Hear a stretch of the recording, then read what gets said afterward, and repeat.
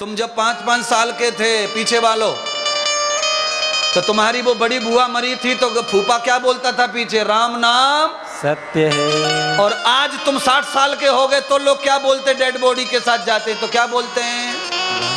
बदला नहीं और बदलने वाला भी नहीं है। क्यों नहीं? क्यों नहीं बताओ? क्यों नहीं बदलेगा? क्योंकि उसी में लिखा हुआ है राम नाम सत्य है। सत्य नहीं बदलता। और ये जो संसार है, ये नश्वर है ना, ये बदलता रहता है, बदलता रहता है। कैसे बदलता है? 20 साल की उम्र में दूल्हा बन के जा रहे थे घोड़े पर, बीच बीच में झटका ले रही थी जुल्फियां, और जैसे ही 60 साल का हुआ तो कंघी मारने को भी बचे नहीं, कहां गायब हो गए। आदमी बचा है पर बाल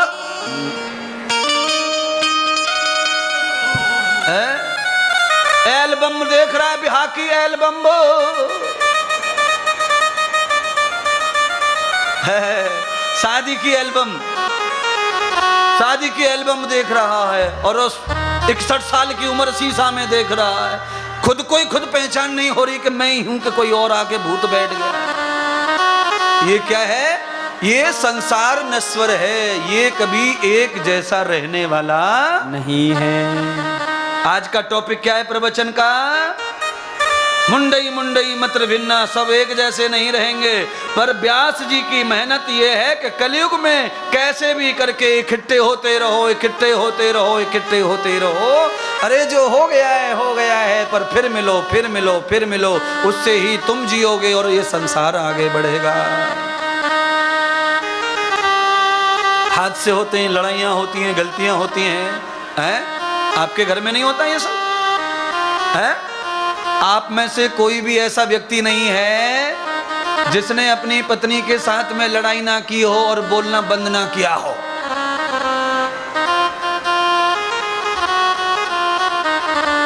पत्नी की ओर क्यों देख रहा छोरा? पत्नी ने तो पहले ही बता दिया कि मुंह फुलावे तो महीनों तक ना सीधो होवे।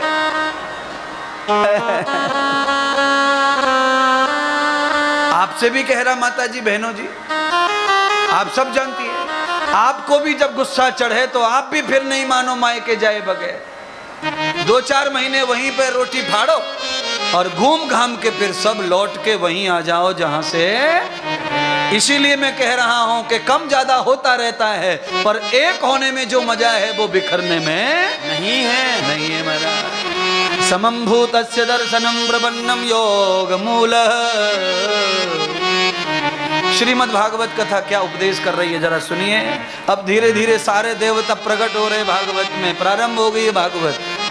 भागवत जी का जन्म हो रहा है। कैसे जन्म हो रहा है? पहले हरि आए, हरि। भगवान ने अपनी लीला सारी व्यास जी को दे दी, सारी कथा, सारा ज्ञान दे दिया। मैं कौन हूं, मैं कैसा हूं, मेरा स्वभाव क्या है। अब तो व्यास जी ने कुछ दिन भगवान की लीलाओं का बखान अपनी वाणी से करते रहे। यत्रम तदम वेदिताः यत्रम व्यास प्रपन्नः व्यासम गतेन व्यासश्च व्यासम योग पुण्यय।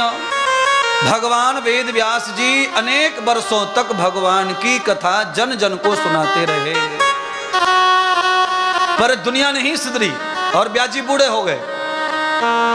व्यास जी कमजोर हो गए, बुढ़ापा आ गया, पर दुनिया सुधरी। 4 को सुधारते 4 बिगड़ते, जो सुधर गए थे वो बिगड़ते, बार बार बिगड़ते, बार बार बिगड़ते। आप सब जानते हैं, आप सबको मालूम है, कल भी नहाए थे तो आज भी नहाना पड़ा, आज नहाए हैं तो कल भी नहाना, नहा नहा के गंदे होते, नहा नहा के गंदे होते हैं, और सुधर सुधर के बिगड़ते, सुधर सुधर के बिगड़ते। इसीलिए कथा बार बार होना, बार बार होना, बार बार होना, बार बार होना। हाँ,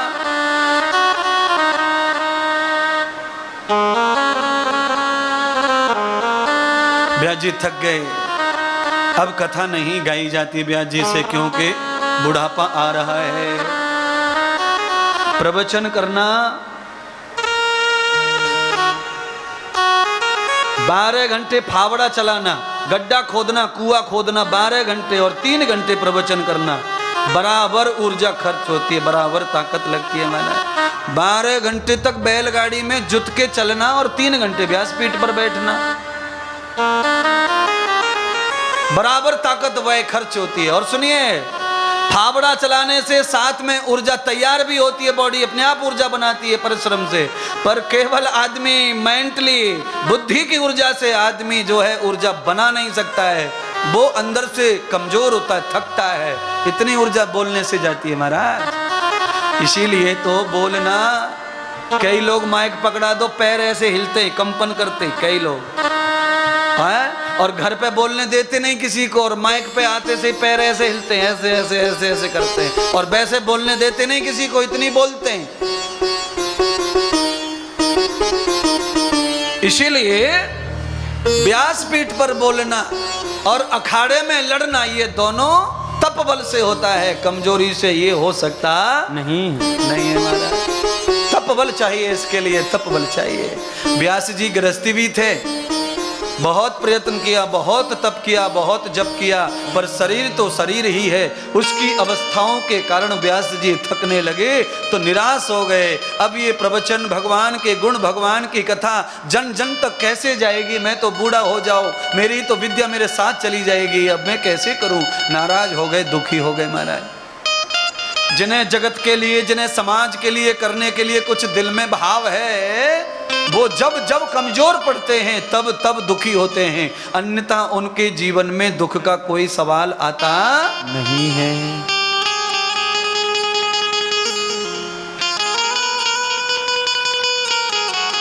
नारद जी कहीं गए थोड़ी थे। सच्चे महात्मा, सच्चे गुरु ऐसे ही होते हैं कि घूम घाम के अपने शिष्यों की खबर लेते रहते हैं, क्या चल रहा है। नारद जी घूमते घामते फिर आए, आज व्यास जी को उन्होंने बैठे देखा पेड़ के नीचे और मुंह लटका हुआ है महाराज।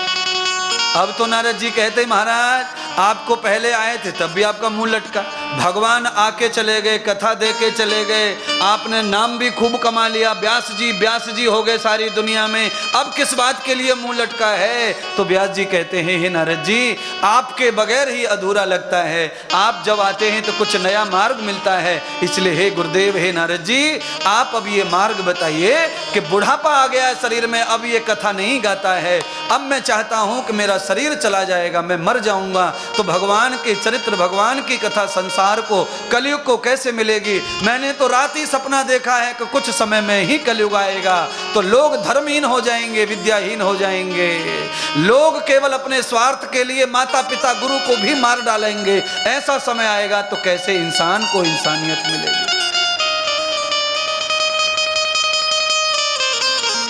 अपने स्वार्थ के लिए माता पिता गुरु पे भी लोग तलवार रखने में कम नहीं होंगे। जब ऐसा युग आएगा तो कैसे मनुष्य का कल्याण होगा? तब नारद जी ने कहा आप चिंता न करो, आप बूढ़े हो गए, आपके हाथ पैर मुंह कांप रहे, जीवा कमजोर हो गई है, कंठ में कफ आता है, खकार आ जाती है, तो हे व्यास जी अब आप ऐसा करो, कथा की रचना कर दो, कथा की रेचन कर दो। बेतम हस्तम न द्वेताः। व्यास जी कहने लगे प्रभु मैं कैसे लिखूंगा, मेरे हाथ कांपते हैं और कांपने वाला सही राइट कर सकता नहीं, सही नहीं लिख सकता है। इसलिए नारद जी कोई और उपाय बताओ, भगवान की मैं कथा गाऊं और कोई लिखे, ऐसा कोई मार्ग बताओ, कोई इंसान बताओ।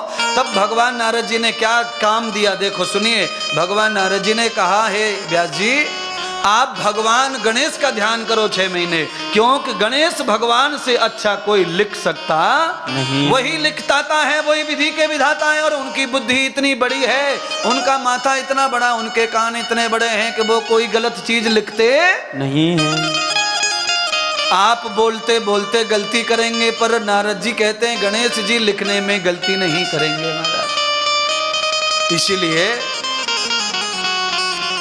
भगवान व्यास जी ने नारद जी के कहने से दूसरे देवता का ध्यान किया, जो देवों में प्रथम पूजक हैं उनका ध्यान किया है। आप सब लोग मिलके भी जरा ध्यान गणेश जी का करो, आपको भी बही चौपाई लिखनी पड़ती होंगी, नहीं लिखनी पड़ती हैं तो हृदय पे लिख लो।